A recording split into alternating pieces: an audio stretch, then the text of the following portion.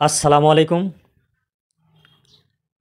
যোৱা পৰীক্ষাত মেট্ৰিক পৰীক্ষাত যিসকল ল'ৰা ছোৱালীয়ে উত্তীৰ্ণ হৈছে তেওঁলোকক আমি কুৰিহা ৫ নম্বৰ ৱাৰ্ডৰ পৰা সম্বৰ্ধনা অনুষ্ঠান চলাইছোঁ।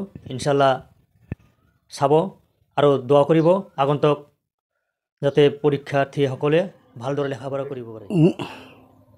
মোৰ ক'ব লগা এইখিনিয়ে যে আমাৰ কুৰিহা গ্ৰামৰ ৫ নম্বৰ ৱাৰ্ডৰ যিমান সদস্য আছে গোটেই কুৰিহা গ্ৰামৰে যিবিলাক পৰীক্ষাৰ্থীয়ে পৰীক্ষা দিছে তেওঁলোকে যিবিলাক ভাল মাৰ্ক পাই উত্তীৰ্ণ হৈছে বা অনুত্তীৰ্ণ হৈছে দুয়োকে মই ধন্যবাদ জ্ঞাপন কৰিছোঁ। যিবিলাক উত্তীৰ্ণ কৰি হৈছে সেইবিলাকে মই বিশেষকৈ ধন্যবাদ জ্ঞাপন কৰিছোঁ এই কাৰণেই যে তেওঁলোকৰ ভৱিষ্যত উজ্জ্বল হওক আৰু যিবিলাক অনুন্নত হৈছে তেওঁলোকে হতাশ হ'বৰ দৰকাৰ নাই। তেওঁলোকে ভালকৈ লিখা পঢ়া কৰি নেক্সট বাৰ যাতে ভাল ৰিজাল্ট কৰিব পাৰে তাৰ কাৰণে মই শুভকামনা যাচিছোঁ।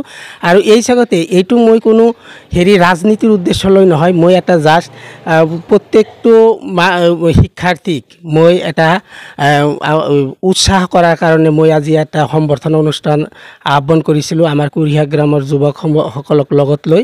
সেই চাগতে মই যিখিনি ঘৰে ঘৰে গৈ যিখিনি মোৰ অভিজ্ঞতা হ'ল মোৰ বহুত ভাল লাগিলে।